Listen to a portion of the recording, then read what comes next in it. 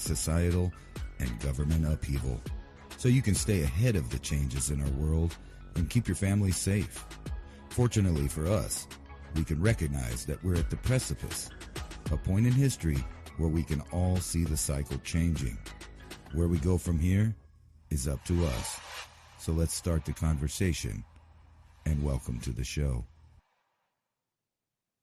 And welcome to everybody out here tonight joining us on this beautiful blue planet. Another day of life, another day of breath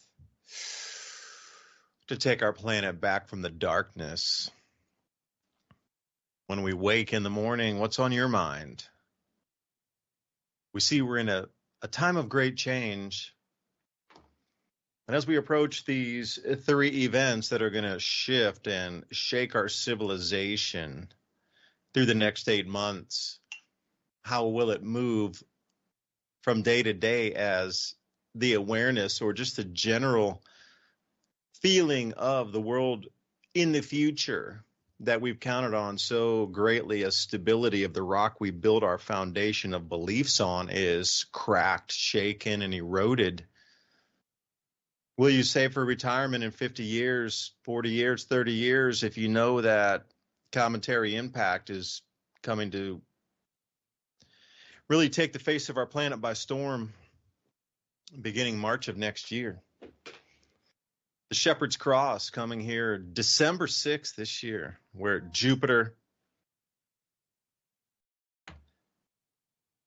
Earth, Mercury, and Sun are in a perfect line. And then on that same cross, we have Mars, Earth, and Venus. They call it the Shepherd's Cross. Mercury magnetic, an iron core planet. Jupiter always the tug anyway. Anytime the Jupiter Earth Sun connection, there's always 7.0 earthquakes. But this time we're going to have Mercury, the iron core body of our solar system, in an alignment with that, as well as Venus, our captured comet, and Mars, the planet of war. So if you're starting to look for signs in the heavens when observers from our planet would look to the night sky and start to see these cycles that would return, that would cause great difficulty for our world, you would be an observer from Earth. And this is what you would see. The connections in the heavens, these bodies that come and go. And when they do, they leave a distinct fingerprint of change. And then we come into October of this year, just a few months from now, not even a few. It's actually a little over 45 days from now.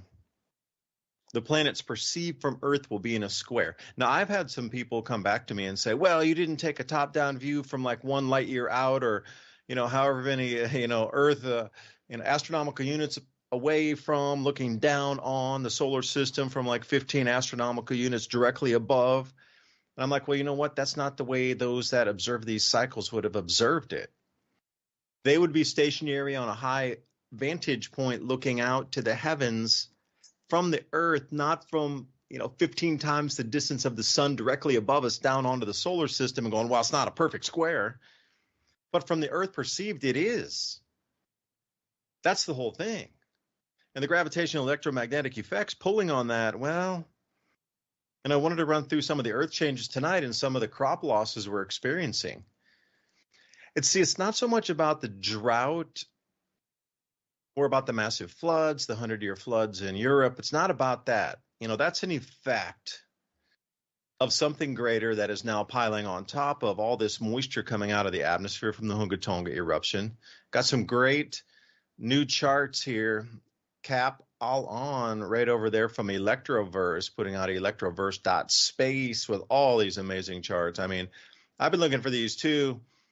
It takes a fair bit of digging, but I haven't found as much information. You compiled it all together. You can absolutely say thank you, Cap, for doing that. And I'm saying from the bottom of my heart, thank you for bringing this info out, because this kind of really consolidates it now, where we can see where the moisture is in the latitudes around the world and where we can expect the largest floods from now, based on the past and the 2 years, on those same charts of where the moisture is gone in the atmosphere and where it will rain back out of the atmosphere. This is the whole thing. So where does it go from here is the question. So when you look at these floods and these droughts on the 4 continents happening simultaneously, is it really about the flood or the drought? For me, it's more about the losses of crops. That's one thing we need to think about, is the loss of crops.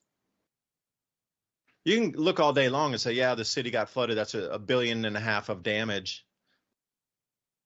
There's so much damage occurring right now that insurance companies literally are not going to be able to hold it together very much longer. That's just like one effect. But when you start to wipe out 20% of Europe's grain production, that's a big number to go down at harvest season right now. And the thing that dovetails with that is that right after they harvest, they're immediately within a week into tilling the fields to plant the winter barley, the winter wheat for the spring harvest season. So what has occurred right now in Austria, Poland, Hungary, Czech Republic? Now, these are some major grain producers across the EU. They're underwater, literally underwater. This is the biggest floods in 100 years going through there. So when you look at the amount of crops not going to be harvested and then not going to be planted, and then Ukraine offline pretty much. I was reading some report about Ukraine and they go, well, there's going to be a few million tons less in the beginning of the war. And I'm like, you don't even have any roads left over there. How's that even? They're absconding with 750,000 men to go fight this thing that have just disappeared. Like, there's nobody to work the farms. There's nobody to work the machines. There's nobody to repair the machines. There's no way they're getting grain in. They're not planting a thing. Yeah, maybe some little tiny farm over far west out there bordering on, Poland or something. Ukraine's literally offline. And that was a major grain producer. And then we start to look at all these anomalies occurring across the planet. Now, Ransom's going to be putting up some slides as we go through the evening here, so I really hope you can join us up on Rumble. I'm going to try to lay it out the best I can, because I seem to be one of the only people in the United States covering this in depth in terms of the flood heights, the river gauges, the croplands that are being pushed underwater, Slovakia, Hungary, and that water's got to go somewhere down into Romania next. You start to look at the floods, and it was from Poland, like I say, Czech Republic, Austria, Slovakia, Hungary, and now that is sliding down to Romania. Now, that's just going to be river damage, but further afield, and please remember, nobody on the climate side is talking about this much. They had 10 feet of snowfall last week, 10 feet in the higher elevations of Austria, also parts of Italy, a little bit into Switzerland.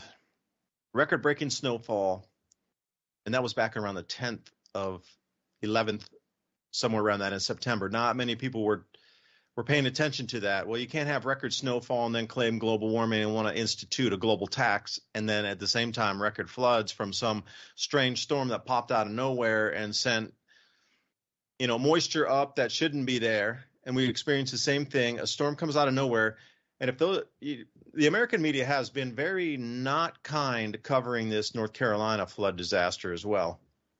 So here's the story. You're supposed to believe this. Now, try not to laugh. 3 days ago, they said, oh, there's a possibility of some, rain coming in North Carolina. Within 12 hours, it turned from possibility of thunderstorms coming in on a front into a Category 1 hurricane in 12 hours, dropping 13 inches of rain across North Carolina with almost no warning. And then people were asking, like, how is this even possible? This storm literally came out of nowhere. And that's exactly the same thing, this storm, I think it was called Boris, that came out of the Mediterranean. It was not there 1 minute, and the very next minute, it was a hurricane.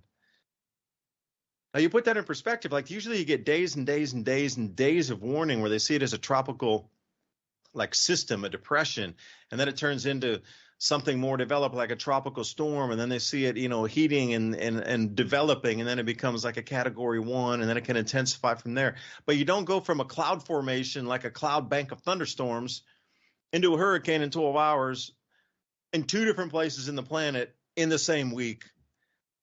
Like something is definitely off here in terms of electromagnetic, I'm going to say ripping of our magnetic field, allowing some strange occurrences to amplify our weather system on the planet. That's the only way to describe it.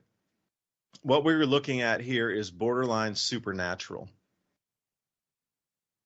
Like you cannot really, with a straight face, tell me we get 1,000-year rainfall in the Carolinas, but none of the weather forecasters had predicted anything other than intense lines of thunderstorms coming through. We have the top satellite forecasting weather system on the planet, and it didn't detect either of these storms until it was already at hurricane strength. And then suddenly they just rolled over these areas, and without warning, massive floods come through. There was no flood control in Czech Republic and Poland. I mean, they were caught completely off guard, flat-footed. I mean, when it started raining, they already started going up in record floods at 6 inches over, a several-hour period. And just where did it come from? North Carolina, the same. So I'm asking you, with this perceived square of the gas giants looked at, viewed from Earth, and some of the last times on, the preciseness of this would have been 79 AD for the best match. I know it occurred, it was like 1305. There was another one that was pretty close. They had one prior that was around like 425 BC. It was pretty close also. But when you start to look at the geometry of the planets where they sit in the heavens in this perceived square from our Earth as a viewpoint, it's only occurred a few times since the last couple millennia. And this is here at our doorstep, and literally months from now. And all these anomalies are occurring, and you're not supposed to believe that it's related or talk about the relationship of it relating to the extremes. So I can't talk about an atmospheric river. And D. Fries, I hear you out there. Can you talk about atmospheric rivers, ripples of new swift running waters? No, because that's verboten in today's world. Now, what is that? I'm going to read a comment. I bet you double or nothing. Yeah, when are we going to do this? David Ransom, love it. Yes, we do. Weather warfare at its finest, geoengineering. I'm not sure exactly if that has something to push into it, or is it not? That's where I kind of get lost into the translation here, for a better term.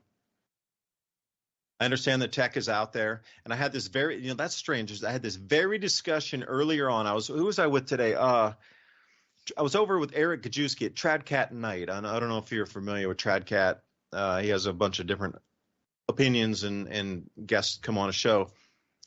But I was talking about, if you look down at the Antarctic vortex, currently it's not circular any longer. It is a peanut shape. Or for a better term, the infinity symbol, a figure 8. I'm going to say that again so we can understand this. Over Antarctica, the vortex, which normally is a circle like we have in the northern hemisphere, has turned into a twisted infinity symbol, or what you would consider the letter 8 in a circulation pattern over Antarctica.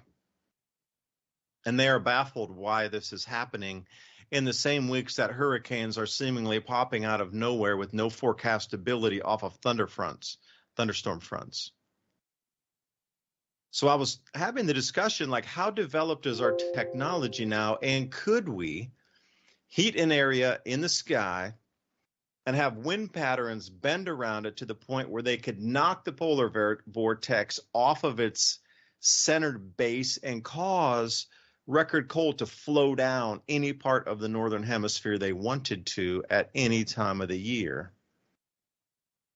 And this is where we got into the technology discussion of how advanced is the tech on this.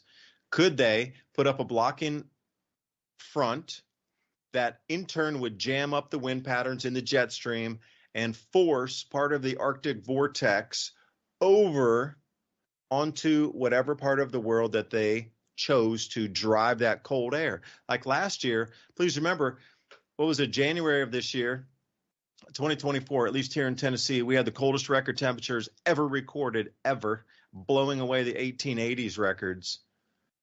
You know, these kind of anomalies where the Arctic vortex is pushed out of its normal circular pattern and then just drives over parts of the planet in the northern hemisphere. Is the tech that advanced? That's the question. So geoengineering, I get it. You know, you can seed up there all you want.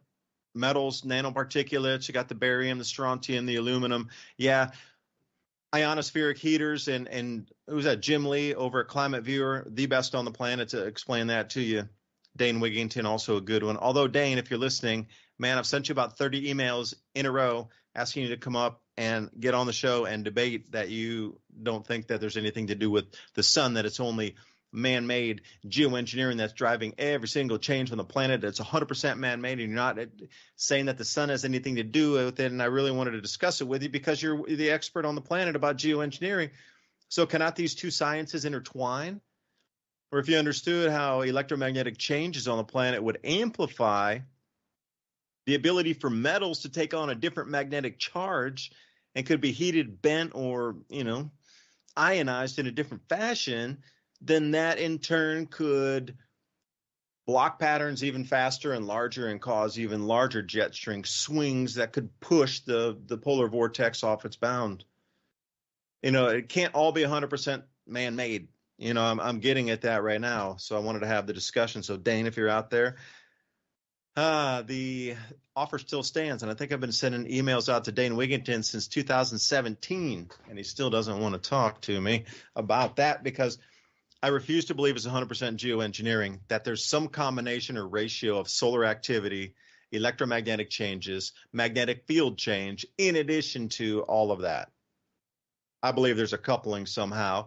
And if you knew the cycle was returning, you absolutely could ride on top of this cycle like a bucking bronco, get on top of this thing, use the tech available, and absolutely bend anything you wanted to in terms of weather on the planet, because the amplified effects from a different magnetic field would allow, well, different outcomes that were not possible before.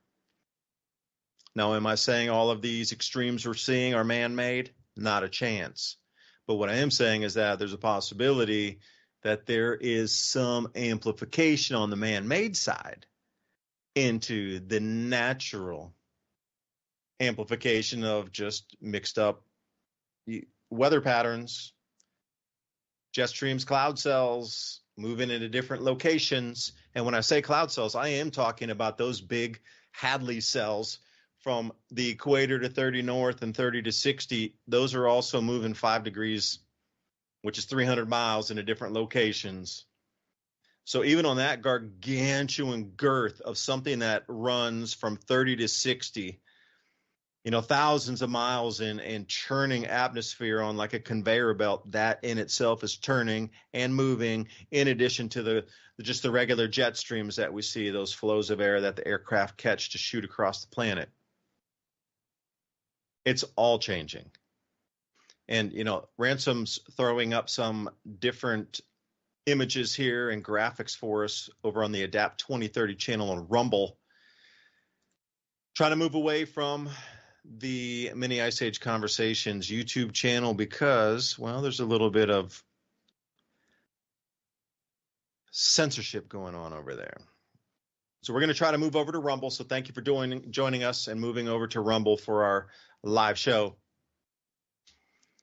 Now, the current is also leaking if you want to leave that up there. Earth's ring current. So this is a brand new article coming out. So there's been just solar storm after solar storm and geomagnetic storm and whatever is G3.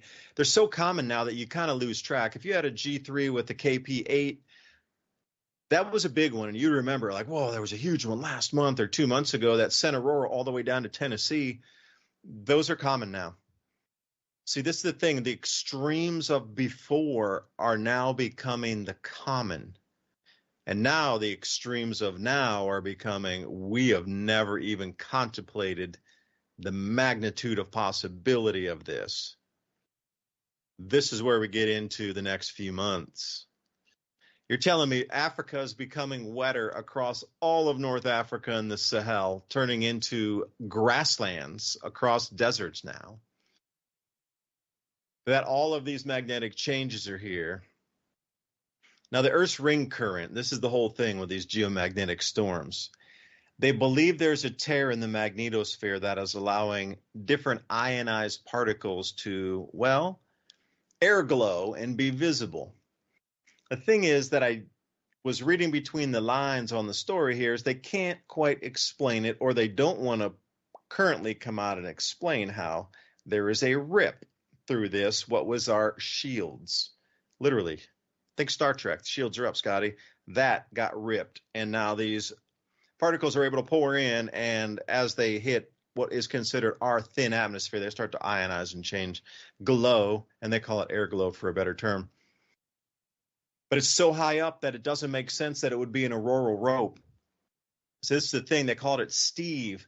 And I remember back in 2016 when I was doing the Adapt 2030 channel, the first time they cited this, there was a bunch of fishermen, they were drinking and they saw this auroral rope. And the first person to cite something or see it or discover it gets to name it. Well, they were all drinking one night out on a lake far north in Canada, and they saw this auroral rope, and the guy's name was Steve. So they'll name it Steve. So anytime you see auroral ropes, which would be two different currents wrapping on themselves of plasma that look like literally a rope in the sky, which is the center of Squatter Man before it goes off with the four appendages, we at least have the beginnings of the center body of Squatter Man now visible in our skies. And it's been like that since 2016. There were a few sightings of Steve. We'd seen it, maybe once a year, but now it is every single month, every month. And it's intensifying. And they got to rip across the magnetic field of our planet somewhere up there. The magnetosphere has some cavitation has allowed previously undetectable or not able to penetrate that magnetic sheath coming in now. And it's red, and it looks like Steve, but it is a much, much, much higher altitude, and the size of it is mind-bogglingly large. It stretches across as far as the eye can see across the sky, at least these images that I'd seen before. A couple of them are coming off of spaceweather.com. When you see it, it's literally across the sky. Now, most of these aurora ropes that you see, they're in the aurora, but they're much darker and they're very visible, super easy to see. But they're like strings in the sky. They don't cover the sky. This is the whole thing here. The aurora ropes are very, very different than what we saw with this ring current rip and the ionization and the air glow happening during there. This is orders of magnitude far larger than anything on a plasma rope that's seen in our atmosphere. Like, this is truly coming close to petroglyphs carved on a canyon wall. It is the very beginning of us starting to see that in our skies again. Now, if you put this into perspective, now how does this start to bend society? Because I look at this every day. So, I'm in this kind of genre of this is the news I surf. But the average person has never seen this. Now, if you take the average person out there and they see this big, giant red snake going across the sky, for a better term, of ionized plasma in air glow mode, and you say to that, what do you think that is? And they're like, oh, I don't know. I've never seen anything like this. Okay, would they be nervous, scared? I don't know. Maybe they would think it's an anomaly. But once you put the science behind it, go, by the way, the magnetosphere, that ripped up there, and that allowed different particles to come through that have never come through before. And when they hit our atmosphere and they start to interact up there, it starts to glow. And that has never happened before. And actually, you look at the Chaco Canyon and all those like squiggly lines. That's what they're trying to represent on the canyon walls. And we're back at it again. So please continue to pay your taxes, invest, and go to work and obey the law. This is what you're trying to prevent planetary panic. We are at the level of trying to prevent planetary panic. And now at the same time, we got, like I say, we got rips in the ring current leaking is a better term. They don't want to call it a rip. They say it's a leak. I mean, which one's scarier for humanity, a rip or a leak? It's a drip. Anyway, it is a drip, at least on that part of the planet. And then seemingly out of nowhere, hurricanes are just popping up in literally 12 hours of just thunderstorm fronts into full hurricanes in 12 hours. That's not normal. Look down at the southern hemisphere. A figure 8 loop is our new wind pattern down there over in Antarctica. And this is all happening right now, all in unison in these last 2 weeks. Has all started to like come alive at the last 2 weeks. And we are moving into this squaring of the planets not seen, in at least 1,500 years. I'll be generous and say 1,301 or 1,305 was the last pretty good match on it. But the exact match, at least in my opinion, would have been 79 AD. Another instant, 425 BC. And we're talking a long time ago before we've seen something very similar with this. So would you not expect massive things that we haven't seen in thousands of years to begin again?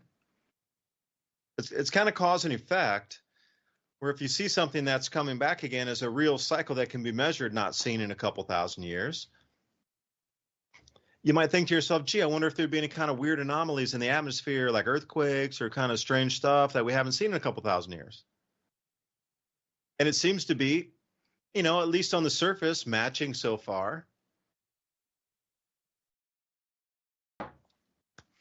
But what happens when we come to the Shepherd's Cross?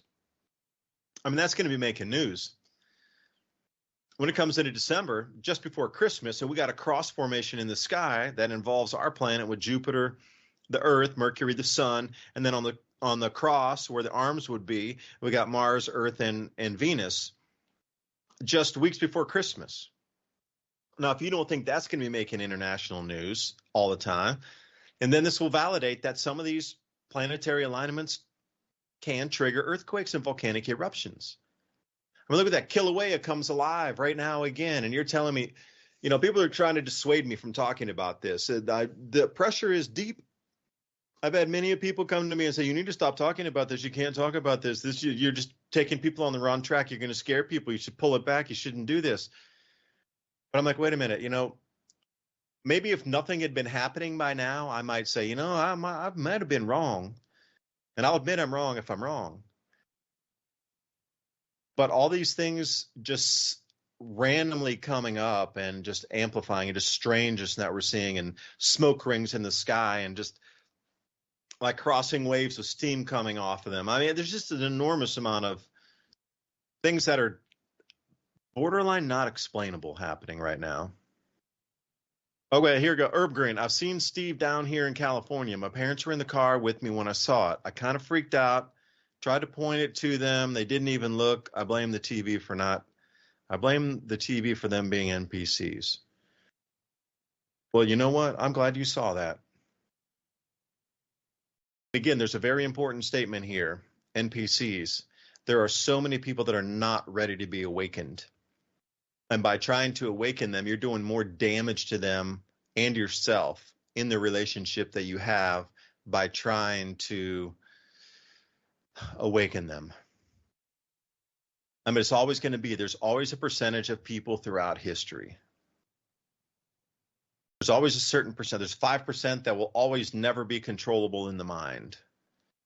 And then you have another 15% that are very open to new ideas that are very difficult to brainwash or to narrative scrub, because they're more open-minded. They're willing. They're like a lot of the travelers, it's the same kind of, like a lot of people who travel a lot, hard to pull the wool over the eyes on them with a lot of things, people who've never been out of country before. And then you got a full 50%, 50, I'm going to say it again, 50% that are never going to wake up, that drink the Kool-Aid. They take it hook, line, and sinker every single time. And see, this is what, like the powers that be depend for the rock of stability to keep the society moving. And at the same time, those powers that be depend on that 50% of NPCs to corral you in as an individual, that don't talk about that. They're gonna think you're weird. Oh, don't talk about that. Every time you talk about that at a party, people just like, oh, I don't want to hear that. They try to get you to self-censor, but they count on that as being part of the MO. The 50% of the NPCs are always going to try to rein in the conversation of, it's too risque to talk about that. I've been part of that, so I can speak firsthand about it. But now it seems like I was the one with the crystal ball. When you talk about these things, nobody wanted to talk about 9/11 and the buildings just suddenly free falling. Oh, no. People are going to think you're weird for talking about that. And every time one of these events were to come up and you question the story of it, if you don't kowtow to the mainstream status quo, then you're considered, well, a freak, an outsider. Oh, no, don't. That's bad party conversation. Because I was always taught, don't talk about religion, don't talk about politics at a party, but I can't even talk about the weather at a party anymore. That's verboten also. You can't talk about weather any longer. Like, wait, what kind of world do we live in where the most safest subject before was like, hey, how's the weather? No, you can't talk about, well, actually, if you ask me that, hey, how's the weather at a party that I'm at, you're going to probably get a longer answer than you thought you would. Oh, and this 18-meter wave recorded off Tasmanian West Coast. So for those of you in the U.S., you need to multiply by 3. So we're going to go 20 multiplied by 3. So we're looking at a good 60 foot plus wave here. And this was one of the biggest waves, if not the biggest wave recorded in some time. They had huge 20-meter waves. And again, these are popping up out of nowhere, and we're getting the record cold across Australia. And another thing that's going on, the sun is behaving strangely, if anybody hasn't noticed, because the temperatures on the planet are reflecting what has happened with the sunspot count. Like, if you were following anything with the sunspots, and there's a great website to go to, SISLO.com, sislo.com, and they keep up all the different sunspot monitoring, either over the entire duration of sunspot cycles from the 1650s forward, all the way to the current cycles, and then they go back 3 cycles, and then you can match up different intensities of cycle onset, peak, and then come into the solar minimums or the troughs of those cycle peaks and lows. Everybody and their mother's uncle that was a professional, quote unquote professional, said that they were absolutely at solar maximum. We were going to start to decline off already, which was 3 years early, by the way. I was in agreement with that. I thought sunspots were going to be lower this cycle anyway, based on grand solar minimum forecasts that were given, based on how the sun's dual magnetic field in layers off the surface layer, what we see as the corona, and then further down in, underneath the sun, there's a second layer of magnetic fielding subsurface. There's a dual field there. So anyway, that kind of forecasting out was saying, well, they're going to cancel each other out. So you're going to have 8 different canceling waves on the sun. They're going to turn it off basically, or reduce its activity. But the thing that's behaving strangely right now on the sun is all forecasters, everybody in unison is saying, okay, we've reached peak max already. Although it's 3 years early, doesn't matter. It will still reach peak maximum. And then like 3 weeks ago, it went straight up. And I mean, literally straight up. From something like 225 sunspots to about 250 average. I mean, literally a Loch Ness monster neck straight up of sunspot. Like they'd never seen. You got to realize in the last 400 years of observing sunspots, this has never been seen either.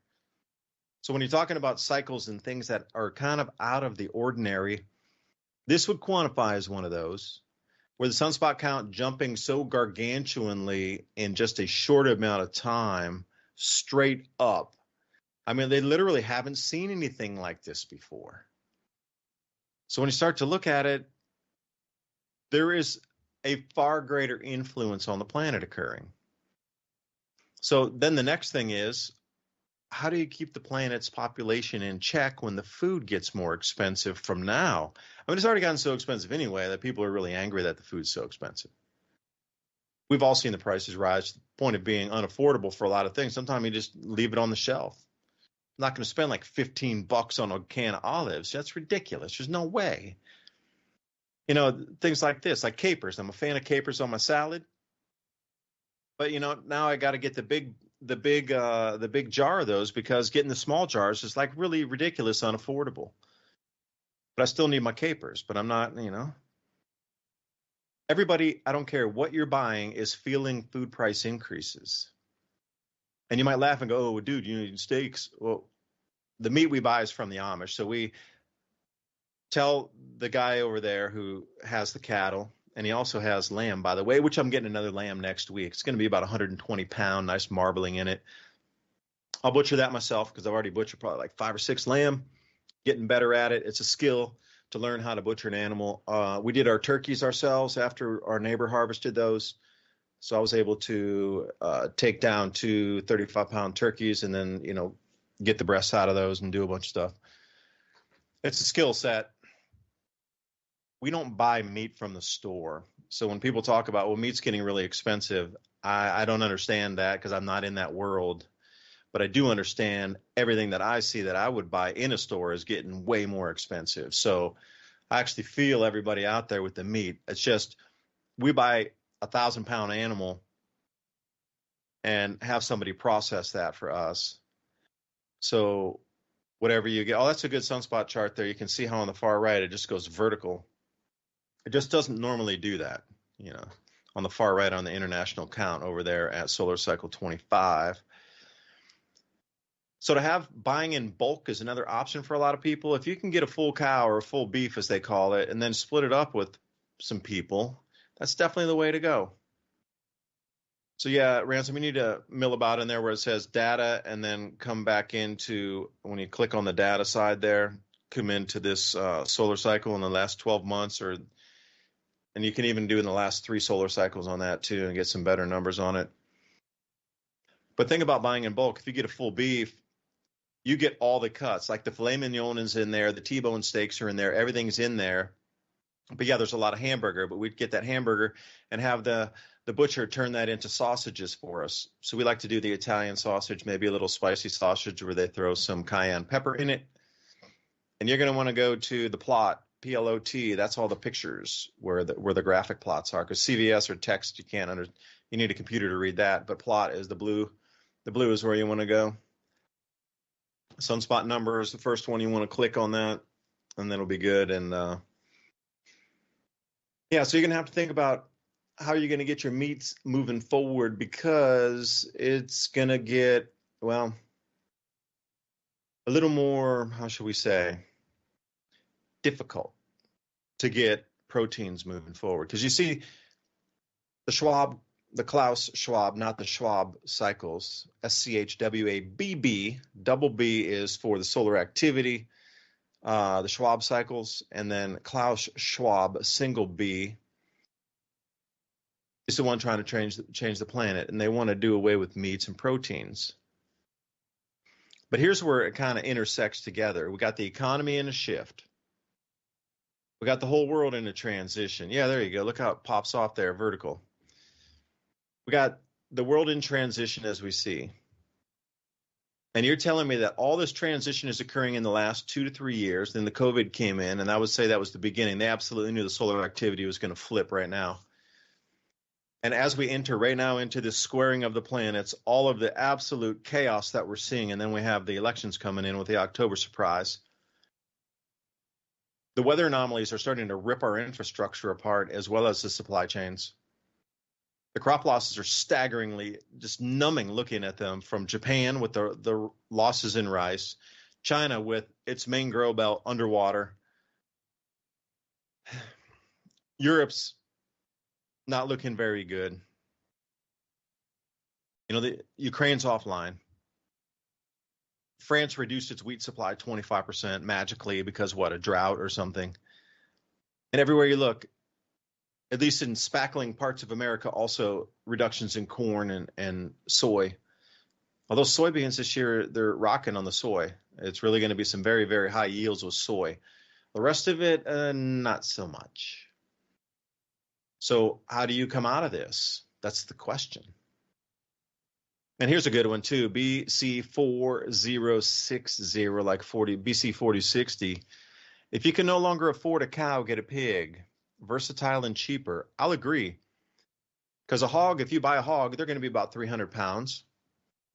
And they're going to be lower per pound also than if you're going to get beef. God, I would have to look at my receipt that I got, but I'm going to say it was like 225 a pound. No, it was less than that. It was, so last time we got 800-pound animals. So it was $2 a pound for the beef, live weight. And then hanging weight is what they charge on the cut fee, or when you fill out your cut sheet. They're going to do hanging weight. And that means after you have a live cow, they take it, somebody dispatches that, they remove the head, they remove the feet, the hooves, take out the organs out of that, and then whatever weight you're left with, that's what the butcher will charge you on your fee on the hanging weight. Pigs are way easier to do, and the pig I think was coming in at $1.45 a pound. I can't remember. We got one last year also at Thanksgiving, and the Amish smoked it up for us in their smokehouse. But here's the thing, the Amish, they don't use electricity, so you can't go get a hog butchered any time of the year you want. With the Amish, you need to wait until next month when it's cold enough for them to operate. Like, they only start butchering really in middle to late October. Maybe 1st of November would probably be a better assessment. They don't have refrigeration. They use natural refrigeration air flow through. So you're looking at only like November 1st through maybe end of February, early March, then they stop. At least in Tennessee, that's the coldest time. That's the only time they can really like butcher. So if you're going to go to something more natural, we're not talking about a USDA freezer that's 15 below zero that they can do at any time, day or night, 24/7. We are talking about a natural flow and process of how you integrate with the seasons. You need to order in advance. See, they need to raise that animal for you. And this is the whole thing. You really, really, really need to know your farmers now, because like we have the luxury of going in, and since we bought animals several years in a row, not only do they know us because we go there a lot, we trade some stuff with them. Oh, here comes the C-130. Yeah, they run low-level flights through here on Thursday nights down the valley. You got to order the animal in advance. Like, once they know that you want one, they will raise it for you out in the field. And that's yours. Now, you don't want to name it, and you don't want to go to pet it and make it a pet or anything, but they will put it and hold it for you in the field, run it out on pasture, and then they'll finish it with their own heirloom grown corn, by the way. But you need to absolutely secure those animals in advance. So this is what we do. We get one lamb, which we'll pick up next week, and you can butcher that thing out in a couple of hours, so it doesn't matter. It doesn't really be. Then we'll put it in the freezer, obviously. The hog, that'll come on end of next month, end of October, and we'll have that smoked up, and it'll be ready before Thanksgiving by a couple weeks. And man, when they smoke, I'm talking nice cherry wood smokehouse, deep, dark on the outside of the meat, and perfectly finished and cooked on the inside for the hams. And then the beef itself, it's all farm raised, literally farm raised from start to finish, grass fed, out on their own pastures with no chemical. They don't spray to knock down certain weeds in the hay in the field, and they grow their own heirloom corn on multiple acres out there to finish off the cattle and the hog also. But it's a rhythm. So we try to get 3 animals every year, and we can't, take 1,000-pound cow ourselves or a beef. So we try to split it with somebody. So, again, I would be out there knocking on your door and going, hey, we got 500-pound of meat we need to get rid of, or not get rid of, but to share. Would you want to, chip in on that? Okay. It'll be this much, this much, this much. So these are things you need to think about. And who's that? T.R. Hammond says, I grow lettuce, radishes, kale, potatoes. My herbs are in there. Yep. Wood stove is mine. So, you can burn tomatoes? What? You can fire off anything, I guess. But again, wood stove, great idea. You just sparked a thought. What if we go into a power outage this year? If you go into a power outage at 5 degrees Fahrenheit, like it would have in Tennessee here, they were so close to going completely blackout during that time that they had the highest pull on the grid they'd ever had for people trying to draw electricity, because it just doesn't get that cold. And a lot of people are running heat pumps here, with HVAC units that are not running gas. Nobody's running pipes out miles and miles and miles onto a farm, you know what I mean? So if you got wood stove, you got heat. Because going down on power in the middle of a blizzard or some sub-zero days Fahrenheit, and you're not used to that, that's terrifying. So having a wood stove or a backup, I'll tell you one of our backups, we have these oil recirculating heaters. So if power does go down, we can plug those in on the generator. And even after you turn them off, they'll still retain heat and kick out heat for like an hour plus. So, we've got one for each room. They're very energy efficient, hardly draw anything at all. But, man, you leave them on too long and you're sweating in the room. So thinking about this. And what else do we got here? I wanted to read through a couple comments. Oh, I ordered my cow in January, ready in September. Yep. Raising animals is not an instantaneous thing. It takes months and months and months. So that's why you got to know your farmers. If you don't know them, you're doing yourself and your family a disservice by not understanding where your food supply comes from, how difficult it is to raise food or grow food, and then having that intimate flow of the seasons of when are these animals giving birth to their young. You ever see a little lamb being born and that little thing pops up in like 2 seconds and can already walk away? And just how incredibly, like, oh man, when you say something's cute as an animal and they got these little lambs, these things are like, 10 pounds, little bundles of energy and like the cutest little things you've ever seen. And like, wow, just watching nature in its rhythm on the birthing cycle. And that's when you don't want to take any animals, because all those animals are giving birth at the same time and raising their young through the, that's why you don't want to hunt during the summertime, because they're raising their young. So they have large, healthy animals that you can hunt in the winter season or getting, toward the end of the year. Like the rule up here, even with the rabbits, although we do have a pest license for our farm out here, the rabbits, you're not supposed to eat them unless the month ends with an R. But still, we got so many, there's a pest problem with the rabbits on a lot of places. So you can get a pest license for that and you can hunt them out of season. You're not supposed to like sell them or anything. I wouldn't really eat one without an R month anyway, but when they're ripping through your crops, and a lot of people are growing, specialty crops. And if you can't get a hold of the rabbits, it's time to get the night scope out and go at it, But that is nature's cycle. If there aren't enough coyote out there to take away enough rabbits on there in your property, then that means there's a disconnect and something in that web of life is broken. We got a lot of coyote running around too, but they're not really coming in to, jump over your fence and get in your house and eat you, because there's enough food for them out there in the natural ecosystem. There should be a balance in there somewhere. If you got coyotes creeping onto your property, that's an imbalance. If you need to hunt the coyote because they're coming in on your livestock and thing, well, that means that whatever wild predation that they're onto has disappeared.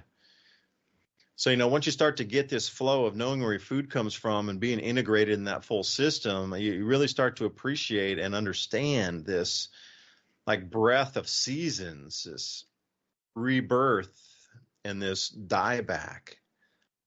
I don't know. I guess I get into I really, especially with the changing leaves, they started to change now. We got a lot of red leaves coming on heavy. And let me see what other things here. And by the way, thank you, Revolution Radio, for letting us allow broadcast tonight, or myself. Ransom's running all the tech behind here. So any of the images, thank him for that tonight. And also keeping us live on several platforms, Revolution Radio here. Also up on Rumble, the Adapt 2030 channel, Mini Ice Age Conversations podcast. We're up on Vigilante TV, over on Brighteon TV, Brighteon.com, excuse me.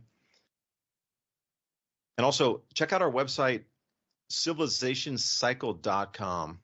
So all the things that I'm talking about tonight, I'll send to you in a quick 8 bullet points over the week, just a single one page about the show notes. So you have these ideas we were talking about, because, I run through it, a lot of information. We put up a bunch of slides try to keep you engaged, and also, have you continue the conversation. The whole thing is about, in the comment box here on Rumble, is let's have the conversation. Like, this is good. What are people talking about? What's engaging? What are you thinking about? It's great for me and Ransom to throw some points out there, but really, what does everybody else out here want to talk about? That's more important for us, is what do you want to hear? What do you want to discuss? And when you have people in the chat box talking back and forth, and we're trying to ping out some of these different comments as well.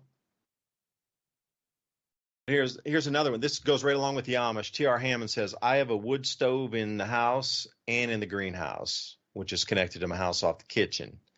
And this is the same thing. Every family, at least at the Amish farms where we're close to, every single one has a wood stove in the greenhouse, and they all have greenhouses. And the first time I'd ever gone over there to see them, I saw these like 3-foot long pieces of firewood that had already been quartered out long ways. So, they quartered a log, but it was a 3-foot long log, and they quartered it. And I'm like, what are they doing with these 3-foot long logs that are quartered out? I'm like, that's way too long for a regular wood stove. Like, you're talking about a foot or so for a wood stove. Like, what are these logs? It was for the greenhouse, because they have really long water burners in there. And they're able to grow veg all year long, even if it's, snowing outside or something. They're still able to put a bunch of veg out through by having that wood stove in the greenhouse. Now, why are parts of the desert and the Sahara starting to green, do you think? Now, if Washington Post is picking up the story here, why are parts of the Sahara Desert turning green? That should kind of, say what? Because the Washington Compost, they are the most global warming, green agenda friendly publication in America. But for them to come out and absolutely reverse themselves on a dime, because they were the ones telling you that the Sahel was going to dry out and Lake Chad was going to go down into a pond with almost nothing, where frog tadpoles couldn't even exist because there would be no water. So all these people followed with their villages, following the lake down, and then they finally got to the bottom and they're like, well, it is going to dry out, and boom, it reversed, and it is record flood. Well, for them, because they're at the bottom of a mega lake, and every time it rains, it just keeps refilling, and it doesn't drain. And then it fills again, and that's where their villages are, and suddenly their houses are 10 feet underwater. And it won't drain off, because this is the new cycle coming back. So the disservice that was done from a lot of publications to tell people that Africa was going to dry into infinitum, and to encourage people to follow the water level down with their towns and villages and infrastructure. And then suddenly it reversed, and now we are coming into big water again. The Sahel is going to green. And a lot of you, I don't know how many of you have read the Quran or delved into the prophecies in that text, or the Colburn Bible, or the Vedas, or the Bible itself from Christian tradition. It all talks about the deserts greening again in the end days. And I'm not talking the end days in like the end, but this transition of our world into a new something different. They all talk about that. And here we are, the deserts are starting to green again. And, if it's that vast and that large of a change, then it would have to be global. And it would have to signal the change of an age. And when that change of an age occurs, do you think our infrastructure or the system of government or the present economy could hold through such a vast, global, all-encompassing change? I'm going to say absolutely no, because you could talk all night, but really just food production's affected. If there's not enough food on the planet to feed everybody, then we have a very big problem. And this seems to be what is occurring, although, caveat, these areas in Africa, in the Sahel in North Africa, are going to become much wetter, which means they're going to become new food growing zones on the planet. While other places are going to begin to go really low on the yields, like Canada, northern China, these types of it. Europe, for example. So if Africa becomes much greener and becomes a food production location on the planet, and a huge amount of new investment flows in there, how would you get the population out? Because they're going to be very not welcoming, because they've seen colonialism happen a couple of times. So it'll be colonialism 2.0. So there's going to be a lot of resistance of you taking your capital investment in there and try to set up grow zones and bring multinationals in and get that thing set up. So how would you make everybody leave without a fight? We'll talk about that when we come back. Second hour right here, Civilization Cycle. Remember, head on over to civilizationcycle.com. And thank you for everybody with the Buy Me a Coffee at Civilization Cycle as well. It's unknown if early man knew they would be the progenitors of great civilizations, or if they knew when their empires would fall and disappear into history. Fortunately for us as modern man, we can recognize that we are at the precipice, a point in history where we can see the cycle changing. Where we go from here is up to us. Did you have the best day you've ever had in your entire life today?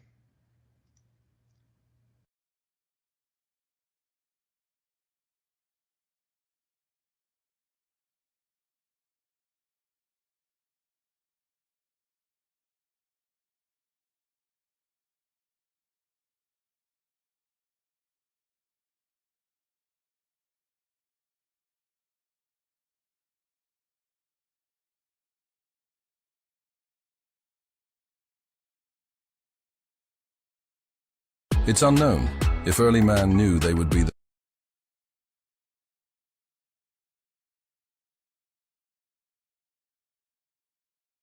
and the smart ones are eating beef. Let me tell you a brief history, or more accurately, a beef history of dinner. Domestication of cattle happened around 8000 BC, but that's not when beef became what's for dinner. We've been eating beef since times before history. The earliest cave paintings have beef eloquently depicted on the walls. Those cave drawings of the hunt were for the aurochs, a primitive bovine. That's right, beef.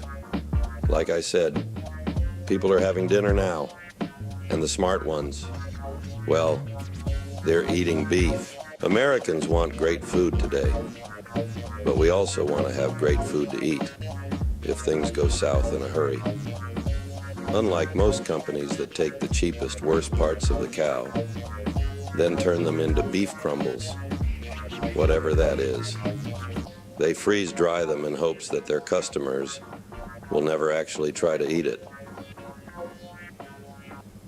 Our premium beef cubes are sous vide, freeze-dried, and ready to be eaten right now, or in a decade from now. We want you to eat our beef now, so you can buy more. Prep with steaks, not with beef crumbles. This is a high-quality product. It's all American beef and 100% natural. None of that craziness of lab-grown meat and mRNA jabs. Our beef has a shelf life of 10+ years. This is high-quality cooked and freeze-dried beef for long-term storage or not. Eat well today and eat well tomorrow. Click the link in the description to get your Prepper beef with Prepper All Naturals, so you will always know what's for dinner.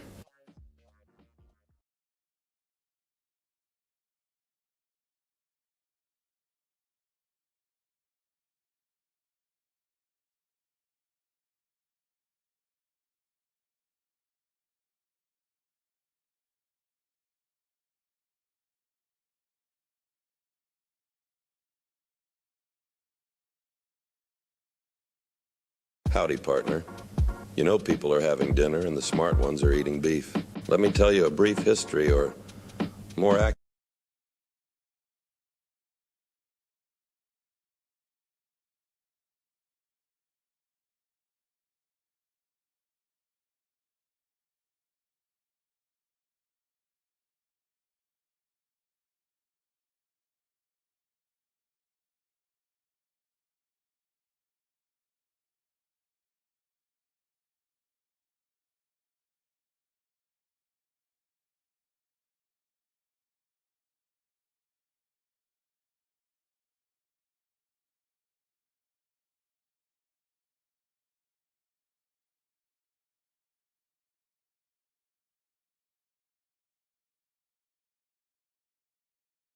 Howdy, partner. You know people are having dinner in the... And then actuate on those patterns. And then use that for the betterment of humanity. Because that's really the point of even being alive on this planet, is to, enhance this planet and enhance everybody who's on this and give ourselves all better lives. Because if that is your main goal, is in increasing the enjoyment of your life that reflects on others, and imagine if that was everybody's mind frame, as I want to make this place the most abundant, joyful place to live in the universe. And if that's the way we went through our waking daily lives, imagine that frequency and what kind of just treasure it could draw in terms of emotion and physical goods that can keep us comfortable. Before we went on break, I was really talking about, Africa and Sahel and Revolution Radio. Thank you for letting me talk about this tonight. And Ransom, thank you for running the tech behind as we are getting the show graphics up here as we move through the second hour. But a lot of stations and a lot of platforms, you just can't really talk about these issues without being more, I wouldn't say completely taken off the platforms, but just the algorithms aren't pushing it, and even the organic reach on it, even if they're trying to share it, it just doesn't get shared further. You get like one share and that's it, and then the algo doesn't pick it up like, hey, that's a popular topic, let's push it further. It's not exactly being kicked off. I don't know what you call it. It's an algo downgrade, and it seems to be happening to a lot of voices who have relevant thoughts. So Revolution Radio, thank you for letting us talk tonight. And if you consider free speech something of value, revolution.radio, consider a donation up there in the donate tab. And, this world that we're moving into, one of the biggest things I'd seen years ago when I was surveying this whole, change based on grand solar minimum and what these planets were going to do right now in October, as in next month, and the effects electromagnetically and how the human perception might change on how we review reality in front of us, and that the government would need to pivot from that to try to maintain control, because the old system of governance would no longer fit in the new vibratory field. So at that point, I'm like, there's going to be a lot of changes economically. There's going to be a lot of changes governmentally. And if they can't control it or hold it together, I just, at that point, I didn't know if they would be going to war, if they would just like be more draconian, or if they would, I don't know. I didn't have an answer for that. I still don't, because we're not at this magnetic field intensity yet where it starts. Something's going to change in the way that you perceive the world around you. That's all I can really guarantee on this thing. Is there going to be a mass awareness, not in like a kumbaya sense where, this utopian, everybody won. It's going to be that the way you view the politicians or the banking system, or just the way that even something as simple as retirement or voting itself, or just how you have to pay for mortgages, or why you have to buy water, and why are we the only species on the planet that needs to pay for its existence? That kind of questioning, that depth and deepness of reviewing everything around you. Because that was kind of a deep statement. We are the only species on the planet that needs to pay to be here, to exist. If you work that too in the mind, like how also is that Rubik's cubed out to your thoughts and belief systems are built to create the world that these supposed aristocratic, moneyed, more 1,000-year-old families want you to build for it. And I would say it, not them. They are an invasive hominid species, an it. So once I was looking through all these changes here, I was like, there's going to be massive amounts of economic, governmental change, and there's going to be huge, huge, huge population migration, because that's another key thing. If you're going to look at, the fingerprints of this grand solar minimum, or the fingerprints of these changing electromagnetic cycles as well. One thing that occurs again and again, and the study I've done, and I really tried to go back as far as I could, and I was looking around, like, say, 8,000 years prior, 8,000 BC, I should even say going back 10,000 years after the Younger Dryas, but really probably about 8,000 years ago when you started to get the first clay figurines, quote unquote. Like, where were they based? Where did these people pop out of first? And then how did it form? And could we see ebbs and flows of this creativity, apex of society and then collapse, and then apex of society and then collapse, and then apex, and it just has a cycle to it also. Like, what is the trigger point for either of those, either the building back or the collapsing down? And then subsequently from that, then there's a pattern that occurs every single time. There's three things that happen every one of those cycles. It's population migration. People move for a better place to live. If there's no jobs or no opportunity, you're going to leave and you're going to move. I don't care if it's 79 AD, 1600 AD, or now 2024 AD. If it's not conducive and it's dangerous and you have no opportunity, you're going to leave. You're going to want your family to have a better opportunity somewhere, including yourself. And those that don't are wiped out from history, and you see it again and again. If you didn't get the warning sign and didn't leave, well, perhaps that is survival of the fittest, and that's a cruel way to say it, but maybe it is the survival of the fittest in the mind, the mental acuity as well as the physical abilities. So you get this population migration, the economy, I'm not going to say crashes, it changes, because we didn't have digital economy before in the 1600s. Barely was coming on to the understanding of paper and lending of gold at that time, just even as early as the 1400s. Like this whole lending of thing on paper and the usury and interest charged on money, this is a relatively new thing in hindsight of 8,000 years. So the economy is always going to shift. It could collapse, but at that time they were always using hard money. They were using gold and silver and also different commodities as barterables and trading time of skill. So a collapse of that economy it's very difficult to even equate it to what today's stock market is, because nobody's holding gold in their pocket as a tradable. That's a daily use money system. That's hard money.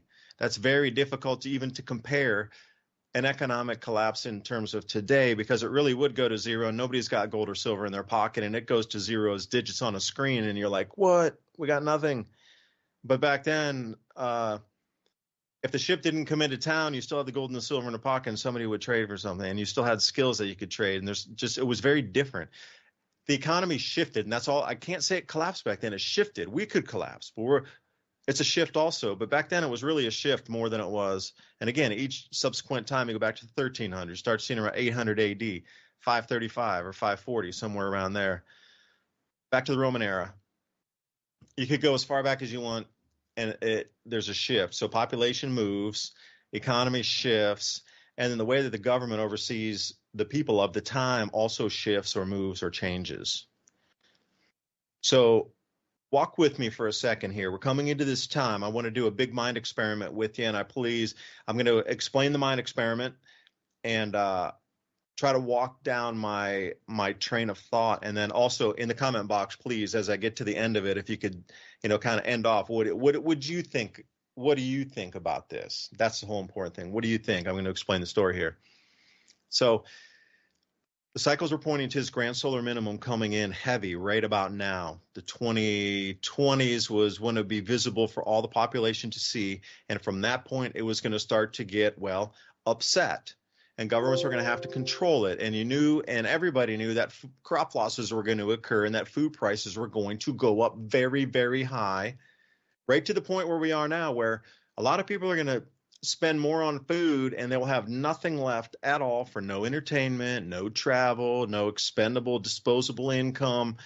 And this is where you're just only working for the basics, and the rest of the economy would start dying on the vine, but people's happiness level plummets.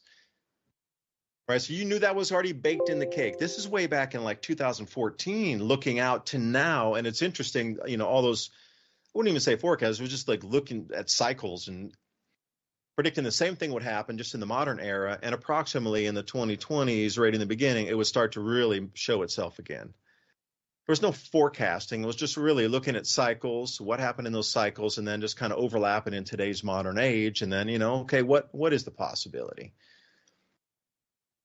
So the crop losses are here, and it's going to get more expensive. Now, the whole thing is I didn't take into consideration really so much about the infrastructure damage at that point. I knew the storms were going to get bigger, just as every cycle it did.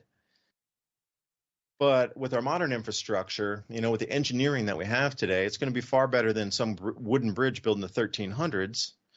If you want to go with the traditional timeline of what you think the 1300s were like during sort of the end of the Dark Ages coming out, if you think engineering over a large river using wooden bridges would be better than our concrete superstructures on top of high tensile wires, suspension bridges, if you think that engineering would be better on a wood bridge in the 1300s than a suspension bridge of today, you're kind of at that level there. So almost everything got wiped out and damaged during those times of upheaval in our climate system. Well, mud on my face. Here it is. I thought our infrastructure, a lot of it would be able to cope with, even at a doubling or tripling or quadrupling. I was thinking around 10x on the weather increase. Yeah, then our infrastructure wouldn't hold. But I'm finding right now that what we're receiving today, which is nowhere close to where the maximum will be on this, is still just wreaking havoc on our infrastructure, from roads to bridges. I mean, every time I look at a flood, there's another bridge gone. I mean, you could see dozens of floods every day, and you're looking at dozens, if not hundreds of bridges getting wiped away every day on the planet. Like, how many times can you do that? There are how many countries of hundreds of bridges are gone per day, especially when there's larger floods, and then not have some toll on that. And then you're looking at also the conduit within the earth of those pipelines that get ruptured during the same time. I'm starting to see a lot more like just fires that are shooting out of pipelines. That's because the pipeline itself, the conduit, got ripped because the earth shifted slightly. And then there was, a leak. And if you're looking at those fires that are coming out of pipes from beneath the earth, I think I've seen 6 or 7 in the last 2 months. They used to be really rare. Another thing that was predicted during this time is the same conduit holding the fiber optic cables and our internet cables and underground electricity cables, for those of you in the city, would start to break and have a lot more outages as well because of the crust slipping and moving. My prediction here, and I will say based on past cycles, is as we move closer into this next month and a half, as we get into October, toward the middle of October, you're going to see a lot more outages of communications. Now, why would I say that? Well, if you're going to continue to rip cable all the time under whatever city, you're going to eventually get into a trunk area, and that will cause an outage. So look for that and be prepared for that. And electrical outage, too, would follow the same thing if you're underground and if your infrastructure is run underground for electrical on cities. If you take that pipe and you move it 100 feet and twist it another 100 feet south on a landslide or on an actual earth slip, like, you can't tell me that's not going to cut or rip and actually short out something. I understand they build in just like they do bridges, when it freezes or, there's some heavy load on it, it can expand or it can move a little bit, a couple feet, but you're not talking like a 50-foot movement on a regular bridge build. It's the same thing. They have some certain stress specifications inside conduit and piping that's buried. But once it exceeds that, then, it's almost as if it wasn't even there. So that's also another thing that was, predicted through cyclic activity and effect. So here's where now it comes down to all these storms are starting to take effect. The food prices are getting higher to the point where there's really not very much disposable income left. So whatever disposable income left, the rest of this year, the food price is going to continue to go up because of the losses we've experienced right now. So food's going to even get more expensive, which is going to strain even more, and it's going to become more of a societal issue, I do believe, by the end of the year here, than it has been up to this point.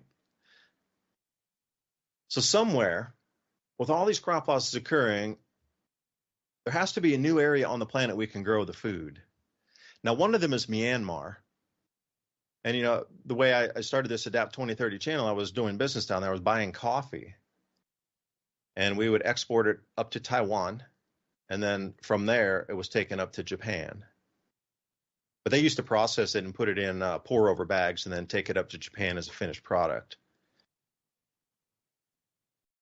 That area in Myanmar itself was only 50% used of its arable land, but factoid in the 1960s, Myanmar was considered the rice basket of Asia. They produced more rice in Myanmar than they did in China in the early 1960s. But only half their land's being currently farmed at the moment. So that is an area on the planet that could absolutely increase its crop productivity, and it's really far south, and you could double rotate, and so that would be a winner there, check. But have you heard about Myanmar in the news lately? Yes, you have. It seems like it's being destabilized there on purpose. Much like Africa was destabilized for how many centuries? Until we need it right now.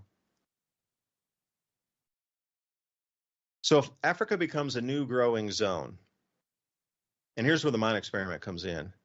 How are you going to pay the people that are coming from all over the world? Because you have to, now Ransom, can you do me a favor and look this up for me?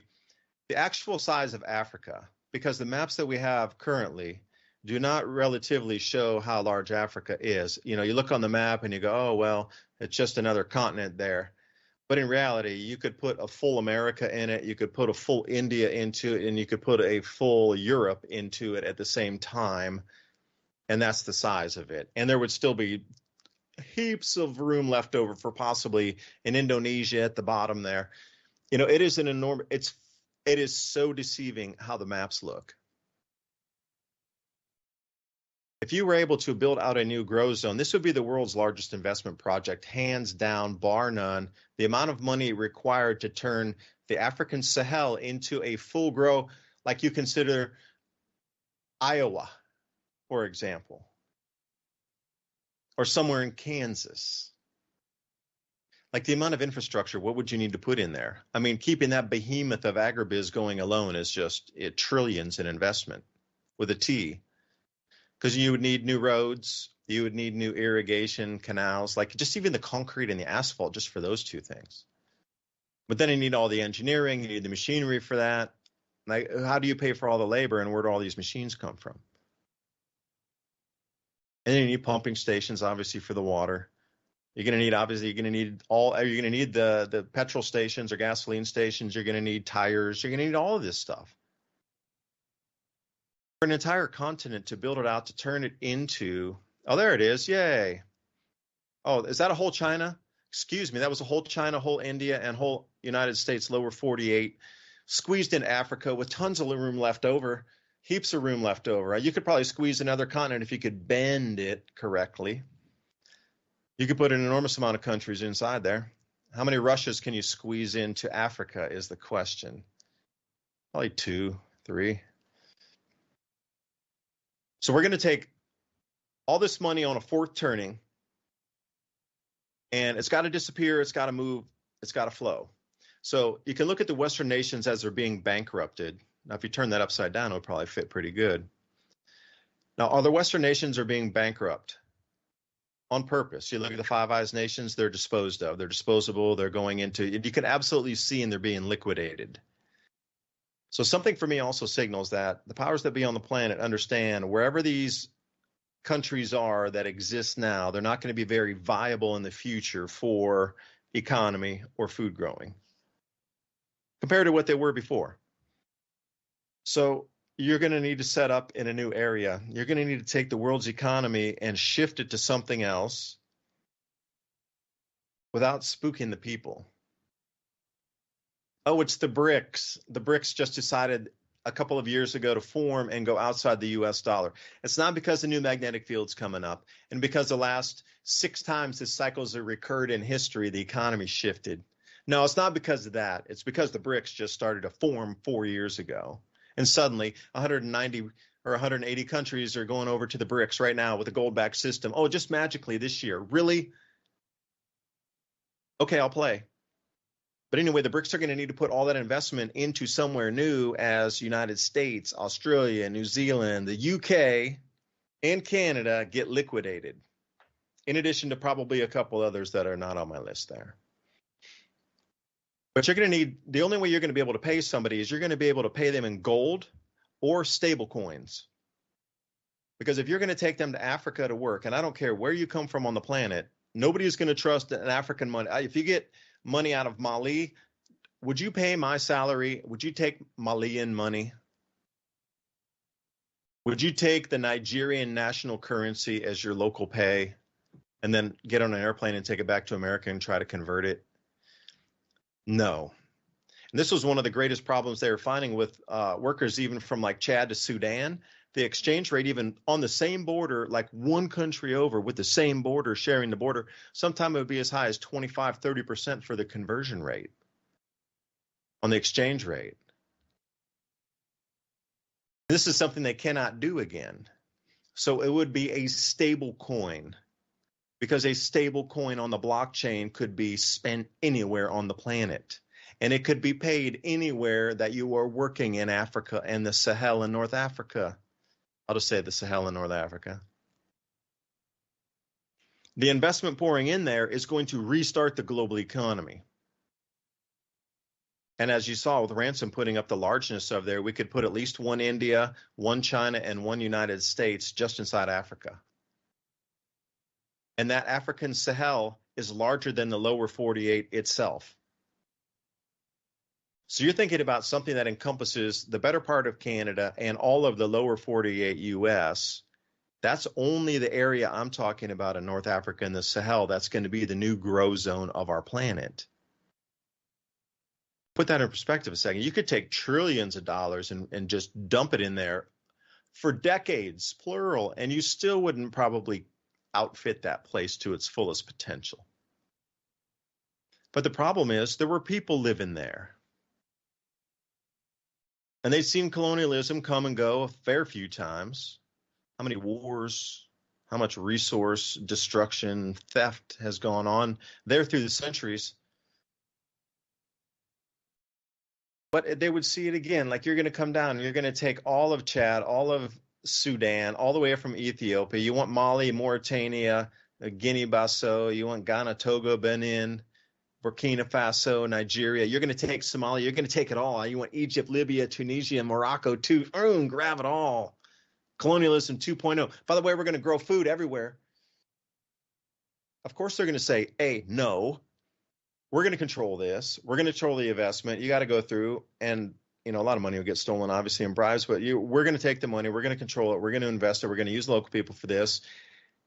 And there'd be a huge backlash of, no, you're not taking the profits out of the country. No, absolutely no way would this be acceptable if there was a viable male fighting population there. Because if you look at the number of men who have left that same area with that promise of a better future in whatever country, the carrot that they put in front of them, you realize that 20 million plus males of fighting age have left that area in the Sudan and North Africa, the Sahel. 20 million. That is the largest standing army on the planet. They've gone somewhere else. They're not there to resist when they come in to put the new grow zone in. They're gone. And see, that's kind of the sneakiness of it. They promised them something else. They landed in all these northern hemisphere countries, you know what I mean? And that's a one-way ticket. They're not going back. They've done this decade or so in advance of knowing this same time was here. So you're going to turn it into the newest, largest grow zone on the planet, but now there's going to be no resistance to any multinationals going in there. That's the whole genius of it, but I hate to use that word genius because it implies something positive. But the amount of planning and forethought to put this thing into play, I mean, it's on the genius level, but in a nefarious way. And what I'd heard also in addition to this, adding on to it was, I can't validate this, but it's just some hearsay and talk, a couple papers I've read. World Economic Forum referenced it once. World Bank was talking about what that was that the new Renaissance Dam in Ethiopia, on how to put 6 more dams down, going down to where the White and the Blue Nile meet, and then having hydroelectric spread through there and starting that as the first quote unquote economic zone because they'd have constant electricity. And that is your spearhead into what I just described as the new largest growing zone on the planet. That will be Port Sudan coming out. And I think they had built another port there down there in Tanzania that they'd expanded and worked on so they can get the grains out and the food out. But the whole thing was, they were saying when food production goes down and, you know, America's liquidated, Australia's liquidated, Canada is too, they're not going to let the economy come back and flourish like it has. They're going to let it stagnate and go to almost no food production here. And the way I was reading it, now maybe I was reading between the lines or maybe I was just misinterpreting it, they wanted to set up the same area in the Sahel in North Africa as a single grow zone on the planet, centralize it because they could put all the green inventions out there, the new green agendas and some of the newest energy production techniques, and they could centralize it. That way they could control all the emissions coming off of it. And it would be a singular grow zone, and all that food produced in Africa would then be exported out to the nations that needed the food. So it would be a single production source of all North Africa of the food for the world. And I was thinking, that's a lot of control. If you're going to produce all the world's food in a single location and be responsible for who gets that food, then that's kind of a dangerous game for anybody to play. So that is the plan. That's absolutely been written about many a time. Now, the stable coin and running on Algorand, Circle, you know, again, this was some of the reports and things and research I'd done. That was almost 3 years ago. Now, things could have changed since then. But that was absolutely the plan, is to pay those foreign workers in stable coins and to move the new, and if you believe in there's such a thing called the fourth turning, was the new prosperous beginning age of stabilization of the beginning of the new fourth turning would center and restart and grow roots, no pun intended, in that same area of Africa to restart the global economy. And they were talking about this as if it was already like written in stone, as in 80 years, you will not know the difference between an African neighborhood and an American neighborhood. In terms of, think about it going back several years, in terms of prosperity and opulence, and everybody has everything, that equivalent, not the rundown, stagnated ridiculousness that it's become prior to that, when it used to be something. That's what they expect all of Africa to be like, at least North Africa and the Sahel. And you're like, wait, these are the poorest countries on the planet. How is this going to turn around? Oh, it's going to be a gold-backed currency, a resource-backed currency, which Africa has plenty of. So they're going to be the wealthiest nations in the new issuance of currencies and money. Because if the whole new system, and it's it, if it's based on gold and natural resources, Africa has both, the most on the planet. So they are going to be the wealthiest countries on the planet in this new economic system. And then you start to, would that make sense then, how they could have the equivalent of the most beautiful neighborhoods in America, and let's say, the late 1990s or something, that kind of level was where they're expecting it or planning it, whatever word you like to use, to go to.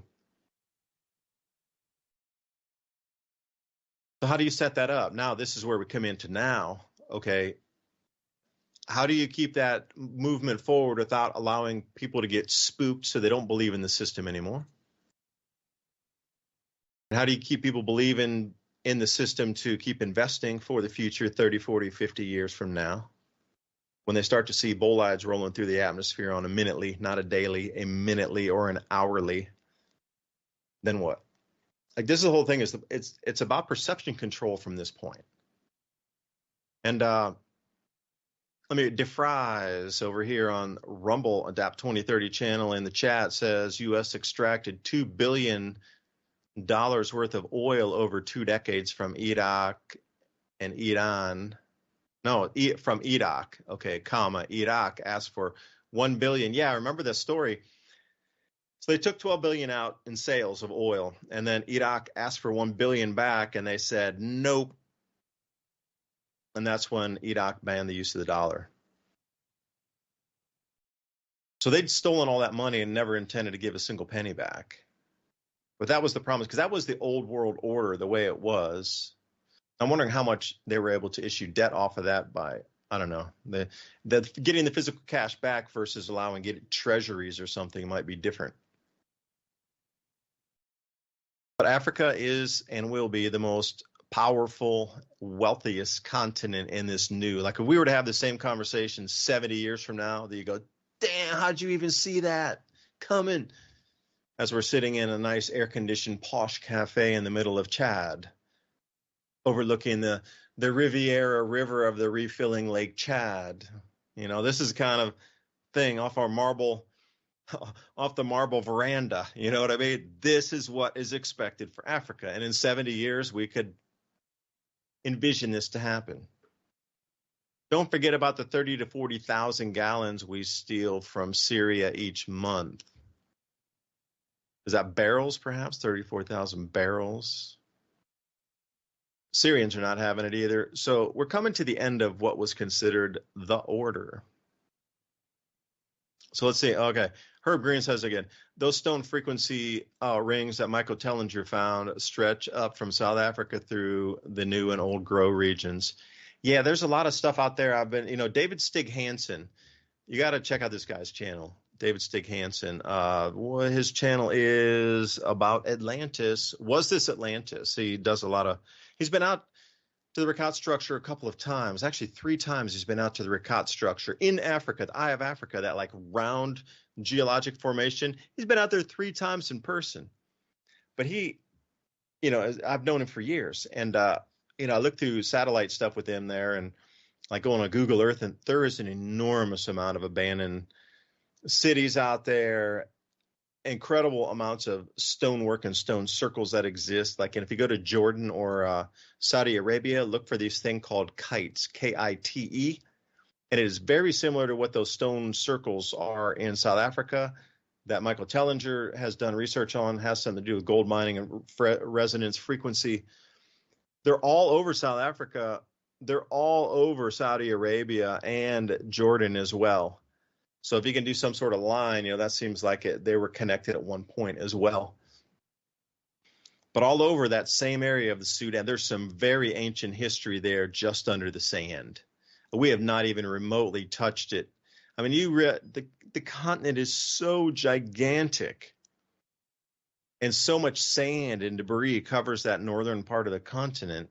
Once it greens again, can you imagine? Like, I am going to make a bold statement. I bet you, every single time they start to till the new fields out there in the middle of the desert, when it becomes much greener and they have irrigation and the above ground rainwater has, increased, and then they're pumping from the aquifers and it's really getting green and they're getting maximum production out there and just rocking it on the yields.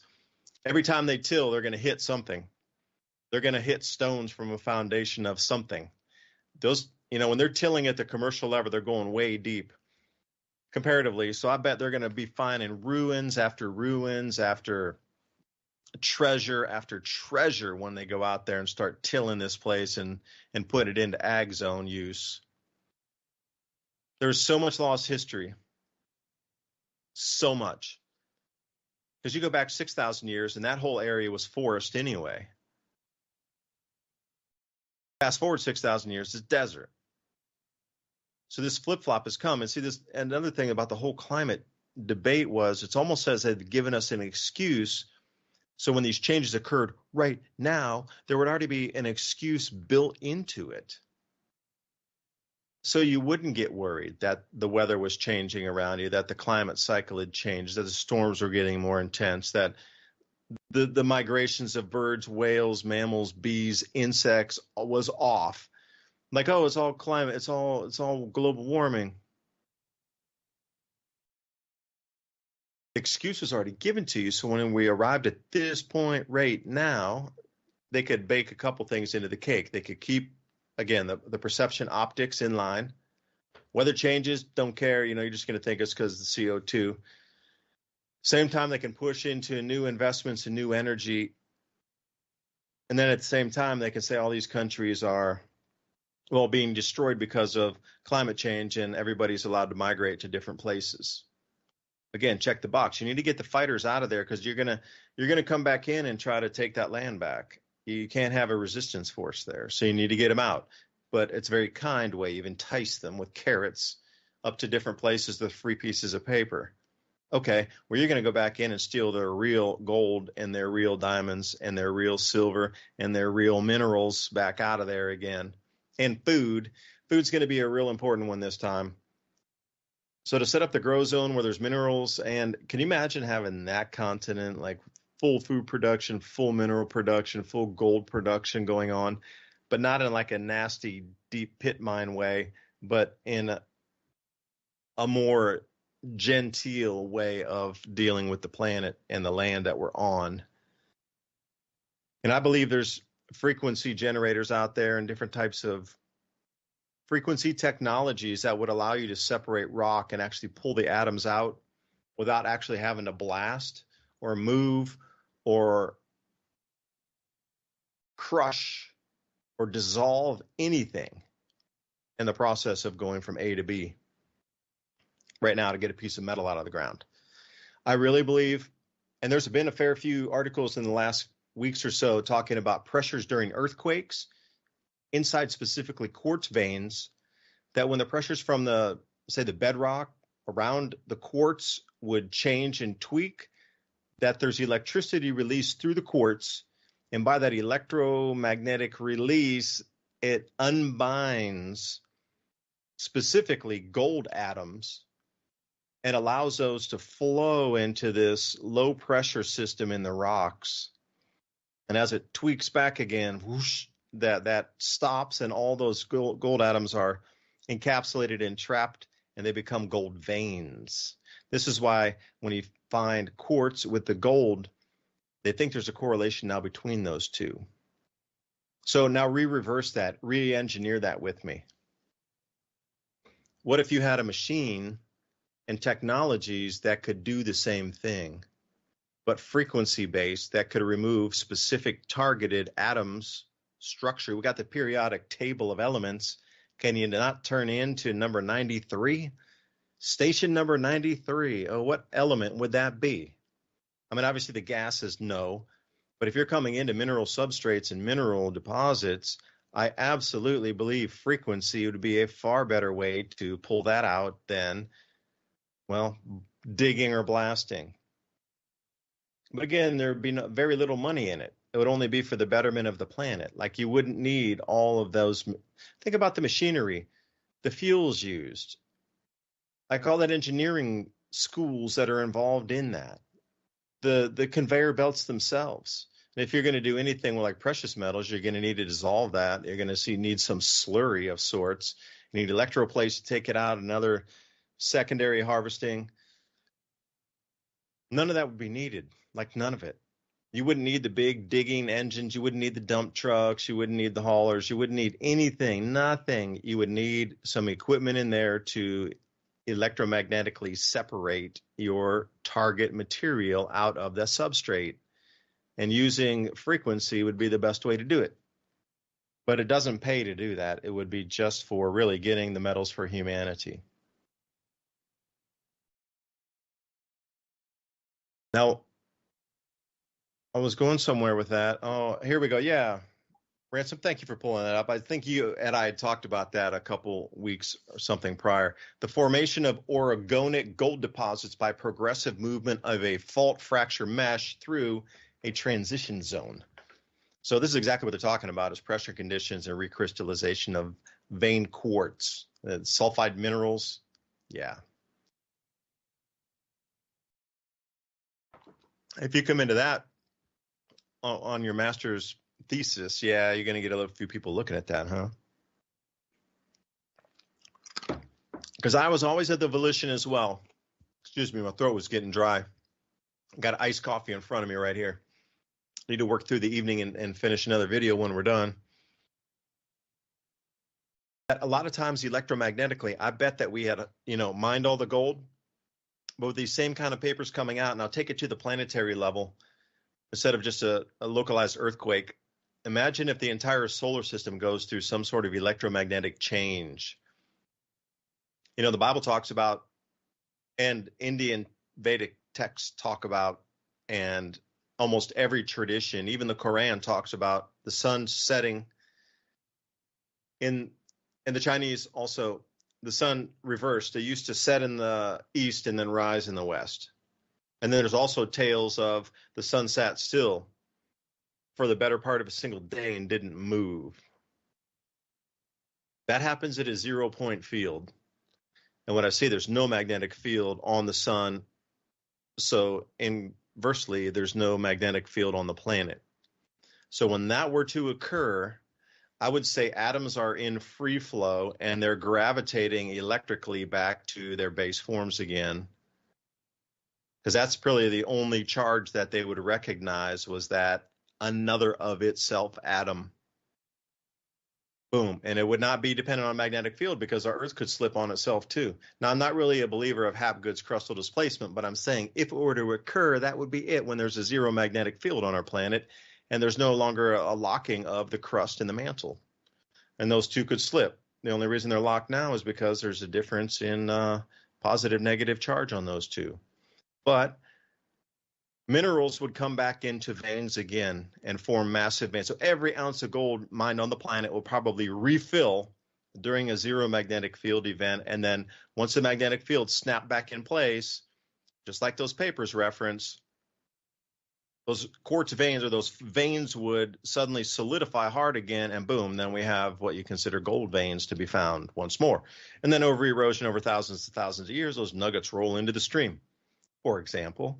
You know, because we were talking about the Cherokee here finding gold, and there's some gold mining areas down near Coca Creek. And yeah, the stories where the Cherokee would come in, they would just find gold nuggets literally laying in the streams. And I wonder how many other places that was common, where there'd been so much erosion over thousands and thousands of years since the last, I wouldn't say reset, but magnetic field anomaly, that this is an ongoing cycle in itself, of the replenishing, regenerating of the Earth. So we could mine that. And it would be quite easy to do. Again, if you were not so concerned about profit, and people over profit, but I'm not in that whole, genre of DEI, people over profit. I'm just like, as a species on this planet, could we not work together in a better fashion to kind of kick this darkness that's trying to rule over us back to the dustbin for several thousand more years? Could we not live more harmonious lives for all of us together as a species on this planet, so there is no war and we can get this disease thing solved without the, could we not live in a world that I would see on Star Trek somewhere, where they actually live in peace across a planet? Is that outside the realm of possibility? I mean, maybe Star Trek is actually a documentary of other civilizations around either our galaxy or other galaxies. I think that would be an awesome place to live, in one of those planets where there was no war and everybody helped everybody else live better lives. I mean, wow, just even to spend one lifetime on that planet, wouldn't that be a joy? But nope, you got to pay for the gas to go to work. You got to pay for your food to go to work, or you need to buy the food and pay tax on the food when you go to work. You got to pay tax on the gasoline to go to work, and then when you get to work and you earn the money, you need to pay the tax on the money you made. And then you got to buy a house, but then you need to pay tax on that when you buy the house. But then when you sell the house, you have to pay even a bigger tax called a capital gains tax, because you made money on the house, but you already got taxed first on the money you made going to your job, paying those taxes to then buy the house. And there's a sales tax on the house, closing fees, county fees, whatever it is, property taxes. Like outside that world, wouldn't that be, just think of, envision a world where you didn't have to pay even for electricity because it was generated off the Earth's magnetic field. And you didn't have to combust anything. There was actually no cost in it, except the initial setup of discs and magnets, and then you magically had electricity in your house for as long as you needed it. Like that kind of world. There would be no pollution. And once you understand that those spinning magnet discs, if you turn them, horizontally, they just naturally want to take off up into the sky anyway. They go weightless anyway by themselves. You don't even have to try. The problem is you got to try to keep holding them down, Because I remember when Dr. Brown in the 1960s was doing a bunch of experiments, but they had them on tethers. There's the electromagnetic, electrogravitics is the proper name. The electrogravitics, they were like 3 foot in diameter saucers, but they kept flying away. And the first ones they did went so far they never found it again. So they started to put them on tethers, because that is one of the byproducts of this type of magnetic motor is electrical generation and weightlessness, both. And they found also that if you kept them in a horizontal position, but you revved up the RPMs to, I think it was 1400 is when they start to go weightless. But if you turn it up a little bit faster than that, say 15 to 1800 RPMs in there, it started to discharge electricity.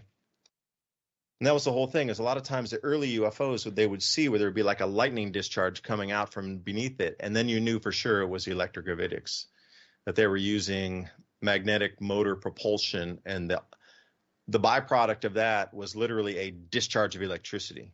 So, these devices are possible.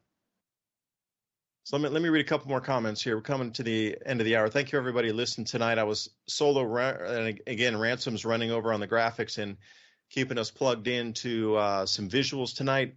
Thank you, Ransom, for doing that. Thank you, everybody out there listening. Please remember, civilizationcycle.com if you want to get the show notes.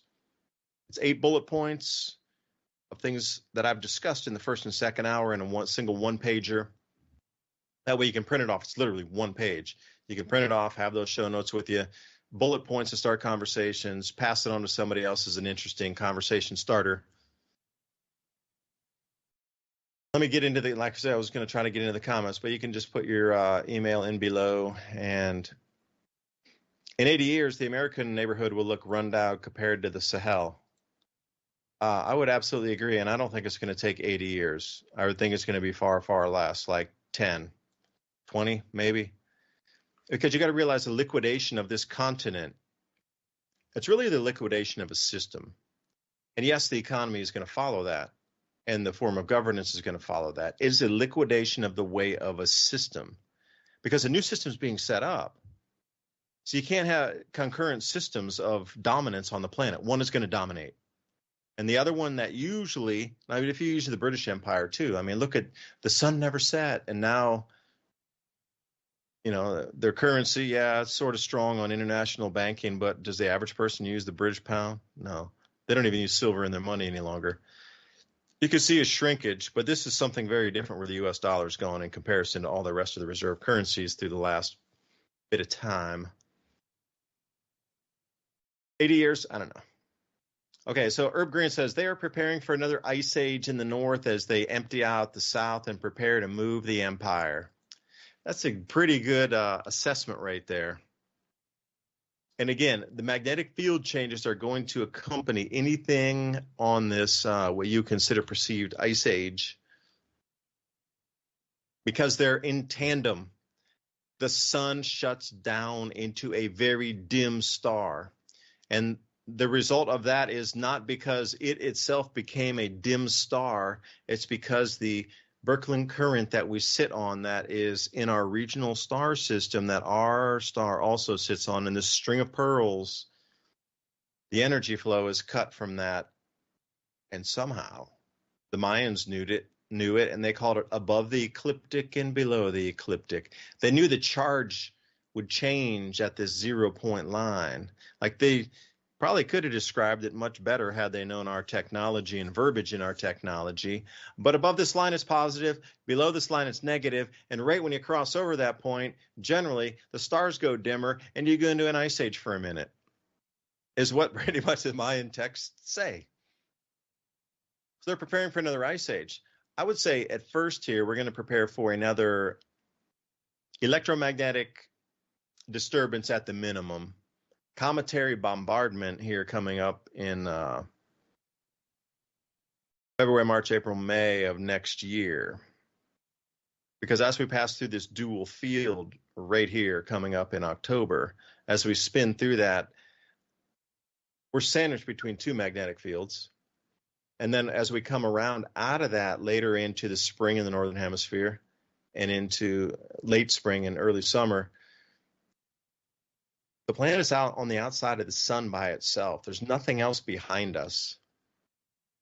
Now, some people want to say gravity. Okay, if you want to go with that one, all the gravity bodies are all directly behind us, pulling like an arrow, and we are just out in front of even the sun.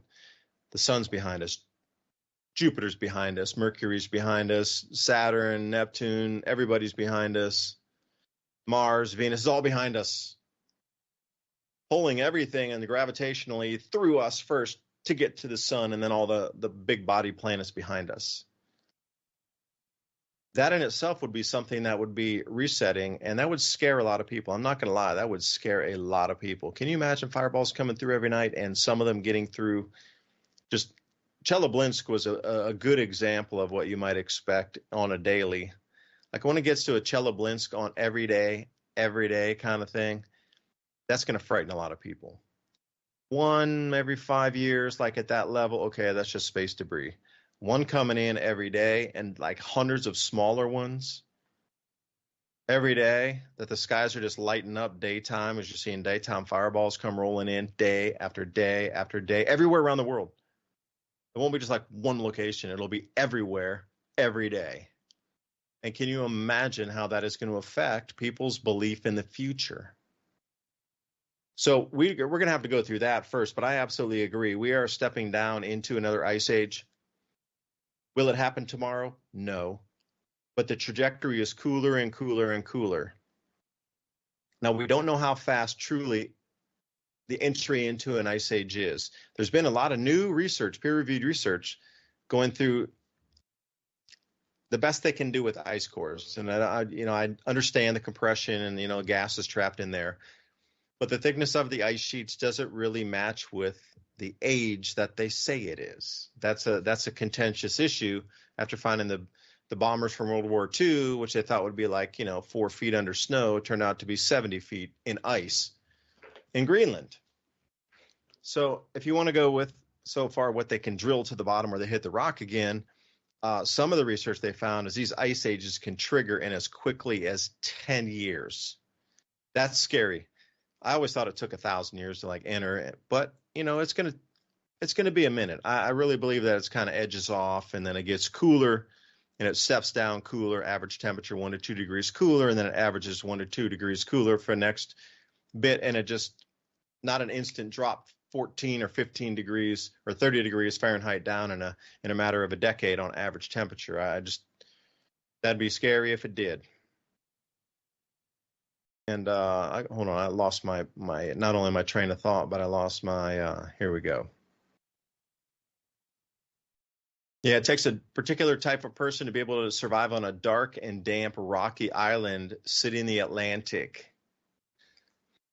And I'll tell you it takes a special type of stamina to exist in an underground city. Because I've been to a couple underground cities. I went to Dernyanku. Also went to, and this is around in Cappadocia in the same area. Everything was underground there. This place called Gorame in Cappadocia. And the most recent one I was into was a place called Neumo in the Czech Republic. All three of those, I have the same, I can't stay down here, man. I got to get out of here feeling. I've never been comfortable even one time in those. Going into caves is cool, going caving for a day, right? But actually when you're in those cities underground, it is so claustrophobic. Like, I don't know, if I just stand there for weeks, I would freak out. Months, I'd be like a vegetable. Years, I don't know if I'd make it. Like, really have to survive under years. Like, that's the same thing as saying, staying on a dark, damp, rocky island sitting in the Atlantic. Same thing, like the survival of the fittest is going to be a thing, and I kid you not, it's going to be mental fitness and it's going to be physical fitness. Those two are going to be the winners, and perhaps you have one, but you don't have the other. So let me see, who else do we have here? I'm a couple years shy of 30. This is Dalvinius Tiv. I'm a couple years shy of 30. I hope I make it. Well, not hoping. See, there's your mind frame right there. I will make it. And when I do make it, I will break bread with others on the other side. And I am going to make this world a better place during the journey from here to there. It all starts with the mind frame. It really does. And you have to know that you're doing the best you can to pull through, and like you've done as much. Because if you're listening to this broadcast, you're ahead of 99% of the planet of knowing what's coming in terms of earth changes. And I do appreciate everybody listening tonight. Thank you so much for joining. Please remember civilizationcycle.com. Sign up for that show notes. We'll get you the one-pager. We'll be back next week. Revolution Radio, Studio A, 10 p.m. to midnight, broadcasting here on Rumble. You know, gallon of milk, gallon of water. Which one's more valuable in the desert? Diamond crusted gold wings. See you later. Bye for now.